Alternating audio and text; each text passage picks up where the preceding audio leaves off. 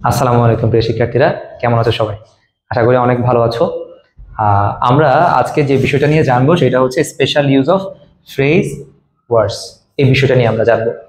তো এখানে কিভাবে পরীক্ষা প্রশ্ন আসবে বা কিভাবে কি করতে হবে বিস্তারিত আমি জানাচ্ছি তোমাদের। তোমাদের ক্লাস ইতিমধ্যে ফিজিক্যাল ক্লাস আমি বলেছি এবং তোমাদের অনলাইন রেকর্ড দেওয়ার কথা, সেই রেকর্ডের অংশ হিসাবে ভিডিওটি করা। তোমাদের স্পেশাল ইউজ অফ ফ্রেজ অথবা ওয়ার্ডস, এই যে শিরোনামটা দেখতে পাচ্ছ, এটা আসলে কিছু ফ্রেজ এবং ওয়ার্ডসের ব্যবহার নিয়ে আমরা এখানে বিস্তারিত জানবো। এখানে কিছু ওয়ার্ড আছে যেগুলো সারা বছর ঘুরায় ফিরে আসে, এবং শর্ট সিলেবাসে কিছু নির্দিষ্ট ওয়ার্ড ছিল। বাট এখন এইচএসসি 26 এবং 27 যারা আছো তাদের জন্য এরকম করে লিমিটেশন নেই, তাদের হচ্ছে যে সবগুলো ওয়ার্ড পড়া লাগবে, এক্সট্রা ওয়ার্ডও পড়া লাগবে। কমন যে ওয়ার্ডগুলো সবচেয়ে বেশি আসার সম্ভাবনা আছে সেগুলো আমরা পড়বো, সেগুলো সম্পর্কে আমরা জানবো। তার মধ্যে সবচেয়ে ইজি যে ওয়ার্ড দুইটা আসে একটা হচ্ছে ইট আর একটা হচ্ছে দেয়ার। ইট অর্থ এটা আমরা জানি, আর দেয়ার অর্থ এখানে যেখানে সেখানে বা একদা, এই টাইপের কিছু একটা বোঝায়। ইটের স্ট্রাকচারটা হচ্ছে গিয়ে দেখো, ইটের পরে হচ্ছে ভার্ব যেটা বসে, ইট যেহেতু সাবজেক্টের কাজ করে, ইটের পরে এই ভার্বটা মূলত এই ইট অনুসারে হয়। আর ইট সবসময় সিঙ্গুলার আমরা জানি, ইট হচ্ছে সিঙ্গুলার, এই জন্য ভার্বটাও কি হবে, সিঙ্গুলার হবে, এরপরে বাকি অংশ বসে যাবে। সেম ভাবে দেয়ারের যে বিষয়টা, দেয়ারের বিষয়টা আসলে এরকম না। দেয়ারের বিষয়টা হচ্ছে, দেয়ার যদিও সাবজেক্ট, কিন্তু দেয়ারের পরে যে সাবজেক্টটা থাকবে সেটা দেয়ার অনুসারে কখনো হবে না, সেটা হবে এই ভার্বের পরে আরেকটা ওয়ার্ড থাকবে যেটা মূলত সাবজেক্ট হিসেবে কাজ করে। এই জন্য দেয়ারকে বলা হয় ছদ্মবেশী সাবজেক্ট। কি বলা হয়? ছদ্মবেশী সাবজেক্ট বলা হয় দেয়ারকে। এই হচ্ছে বিষয়।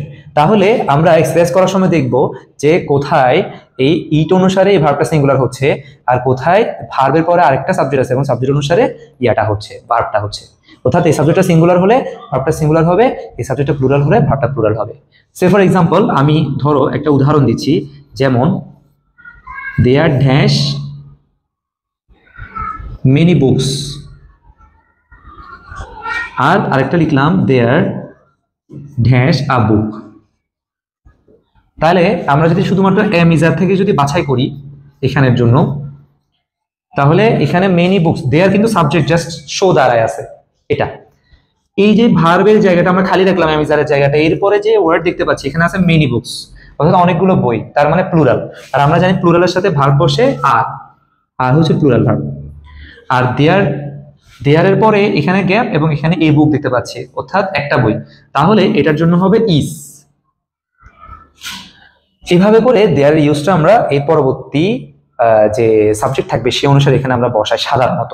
তো এই জন্য আমরা যখন প্যাটার্নে দেখবো যে দেয়ার আছে, এরপরে ভার্ব আছে, এরপরে হচ্ছে যে এখানে মানে দেয়ারের জায়গাটা ধরো খালি থাকবে, এইভাবে থাকবে, দেয়ারের জায়গাটা খালি থাকবে। তো আমরা যখন দেখবো এখানে ভার্ব অনুসারে এই ভার্বটা হচ্ছে সাবজেক্ট অনুসারে হচ্ছে, তখন আমরা এখানে দেয়ার বসাবো। আর সাবজেক্ট যখন আমরা সিঙ্গুলার লিখবো তখন হচ্ছে যে এখানে ইট হওয়ার সম্ভাবনা না, বা সিঙ্গুলার যখন দেখবো তখন ইট হওয়ার সম্ভাবনা খুবই বেশি। আশা করি তোমরা ইট এবং দেয়ারের ইউজটা বুঝতে পেরেছো। এবার আমি তোমাদের আর দুইটা ওয়ার্ডের ব্যবহার নিয়ে জানাবো। একটা হচ্ছে উড রেদার,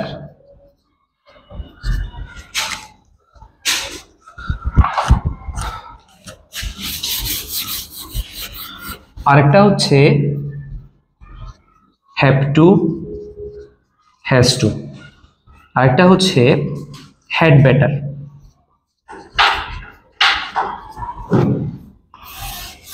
আরেকটা হচ্ছে let alone. Have to has to মানে হচ্ছে যে এটা করতেই হবে এমন বোঝায়, আর হ্যাড বেটার অর্থ হচ্ছে উচিত বোঝায়। লেট অ্যালোন অর্থ হচ্ছে যে এটার অর্থ হচ্ছে দূরের কথা, আর উড রেদারের অর্থ হচ্ছে বরং। মানে এখানে অনেকগুলো অর্থ হতে পারে, বাট আমি এখানে একটা একটা জাস্ট অর্থ লিখলাম যাতে করে বিভ্রান্ত হতে না হয়, এবং সবগুলো বোর্ড কোয়েশ্চেনে তোমরা এই অর্থগুলো দিয়ে মিলাতে পারবা। গাইডে হয়তো বা বিভিন্ন শীটে হয়তো একাধিক এই বাংলা থাকতে পারে, বাট আমি এখানে যে বাংলা লিখলাম এটা সব জায়গায় মিলে যাবে। বুঝতে পেরেছো? এই হচ্ছে বিষয়। তো প্রথমে আমরা এই দুটো নিয়ে আলোচনা করি। হ্যাভ টু হ্যাজ টু হচ্ছে করতে হবে বুঝায়, হ্যাড বেটার অর্থ উচিত বুঝায়। এখন বক্সে তো ওয়ার্ডগুলো সীমিত থাকবে, ধরো বক্সে এই দুইটা ওয়ার্ড আছে আর ফিল ইন দ্য গ্যাপ দিছে দুইটা, তাহলে একটাতে এটা বসাতে হবে, একটাতে এটা বসাতে হবে। এখন আমরা যদি উল্টাপাল্টা বসাই তাহলে কিন্তু এটা ভুল হয়ে যাবে, যেখানে যেটা দরকার ওখানে ওটা বসাইতে হবে। যেমন কি দেখো, ধরো হচ্ছে হি ইজ ইল, সে অসুস্থ, ঠিক আছে, এরপরে he dash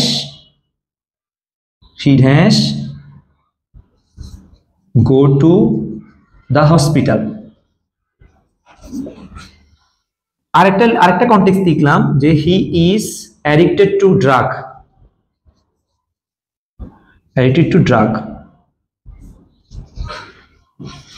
he dash leave this, সে তাকে এটা ত্যাগ করতে হবে। তাহলে সে অসুস্থ, তাকে হসপিটালে যেতেই হবে নাকি তার যাওয়া উচিত, দুটার মধ্যে একটা হতে পারে। আরেকটা হচ্ছে এটা, সে ড্রাগ এডিক্টেড, তাকে ড্রাগ এডিকশন ছাড়তেই হবে নাকি ছাড়া উচিত। এখন তোমাদের মতে হয়তো মনে হতে পারে যে তার ড্রাগ এডিকশনে তো খুব বাজে ব্যাপারে আছে, সে এটা ছাড়া মানে এটা ছাড়া উচিত। অথবা হচ্ছে যে এটা এমন হতে পারে যে তার মা অসুস্থ, তাকে এখনই হচ্ছে যে হসপিটালে বা বাড়িতে যাইতে হবে, এই টাইপের কিছু একটা, এটা ড্রাগ এডিকশন। দেখো এখানে আমরা কিভাবে আসলে লজিক্যালি মিলাবো বা বসাবো, এই জায়গাগুলোতে স্টুডেন্টরা কনফিউজড হয়ে যায়। তোমরা বোর্ড কোয়েশ্চেন খুললেই দেখবা যে এই ধরনের কনফিউশন গুলো ক্রিয়েট হয়। দেখো এই কিন্তু ড্রাগ এডিক্টেড, তার মানে ওর ড্রাগ এডিক্টেড মানে ড্রাগ আজকে খাচ্ছে না, বহুত আগে থেকে খাচ্ছে এবং ভবিষ্যতেও খাবে। একদিনইতে ড্রাগ খাইলে কিন্তু মরবে না, সরি ইতে বললাম, সে যদি একদিন ড্রাগ না খায় তাহলে মরবে না। তো ও মানে আরেক ড্রাগ না খায় বলতেছে, আরেকদিন সে ড্রাগ খাক, কোনো সমস্যা নেই, এটা মানে মেজর কোনো কনসার্ন না। মেজর কনসার্ন হচ্ছে এখানে যে সে অসুস্থ, তাকে হসপিটালে যেতে হবে, হসপিটালে না গেলে ডিরেক্ট মারাও যেতে পারে, কিন্তু এখানে মারা যাওয়ার বিষয়টা আমরা দেখতেছি না, এটা লেন্দি প্রসেস। তার মানে সবচেয়ে আর্জেন্ট কোনটা, আর্জেন্ট হচ্ছে যে তাকে হসপিটালে যাইতে হবে। এই জন্য যখন আর্জেন্ট টাইপসের আমরা কিছু একটা দেখবো তখন আমরা এটা দিব, অর্থাৎ এখানে বাধ্যবাধকতা থাকবে, এখানে বাধ্যবাধকতা থাকবে, এটার ক্লু হচ্ছে বাধ্যবাধকতা, হ্যাজ টু বসানোর জন্য এটাতে বাধ্যবাধকতা আছে, যাইতেই হবে হসপিটালে। আর ও যেহেতু ড্রাগ হচ্ছে যে এই ইতিমধ্যে অ্যাডিক্টেড, তারে হুট করে সারানো যাবে না, এই জন্য হচ্ছে যে আমরা এখানে উচিত টাইপসের কিছু বসাবো, অর্থাৎ এখানে হ্যাড বেটার লিভ দিস, অর্থাৎ তাকে এটা ছাড়তে হবে। আশা করি এই দুটার মধ্যে তোমরা পার্থক্য বুঝতে পেরেছো। এবার আমরা আসি লেটেলেন এবং উটরেদারের মধ্যে। লেটেলেন এবং উটরেদার এটা আমরা কিভাবে বুঝবো। উটরেদার মানে হচ্ছে বরং, এটা আমরা জানি। আমি তোমাদের শর্ট ডিসক্রিপশন দিচ্ছি, ক্লাসে তোমরা ফিজিক্যাল ক্লাসে তোমরা একদম বিস্তারিত ডিসক্রিপশন পেয়েছো এবং এই ডিসক্রিপশনের মধ্যে আসলে বোঝার কথা, যেহেতু এগুলো অনেক কঠিন কিছু না। উটরেদার অর্থ হচ্ছে বরং। এই উটরেদার থেকে আসা সবচেয়ে বেশি আসা একটা এক্সাম্পল হচ্ছে গিয়ে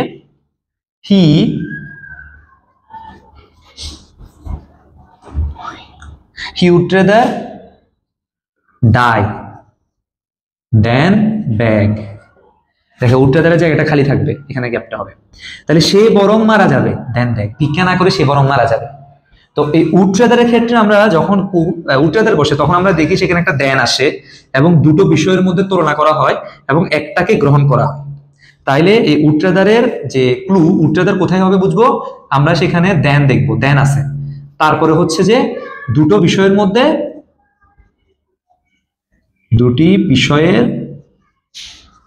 মধ্যে একটি গ্রহণ করা হয়, দুটি বিষয়ের মধ্যে একটি গ্রহণ করা হয়।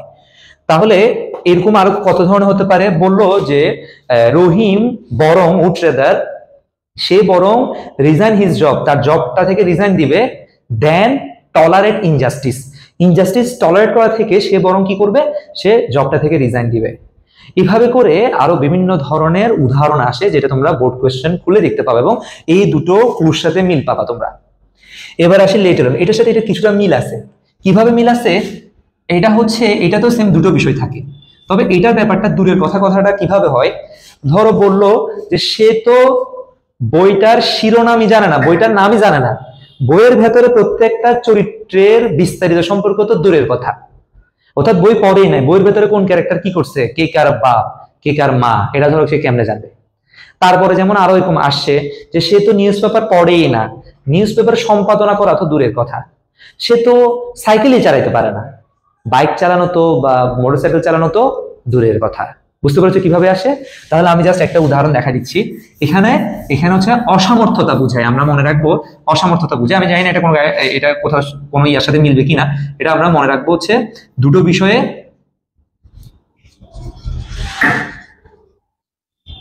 বিষয়ের মধ্যে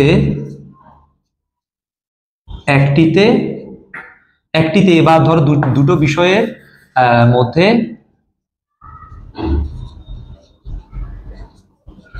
অসামর্থ্যতা বোঝায়। আশা করি বুঝতে পেরেছ কিভাবে। যেমন হি কান্ট এফোর্ট না, ধরো হি কান্ট ওয়াক, সে হাঁটতেই পারে না, লেট অ্যালোন রান, দৌড়ানো তো দূরের কথা।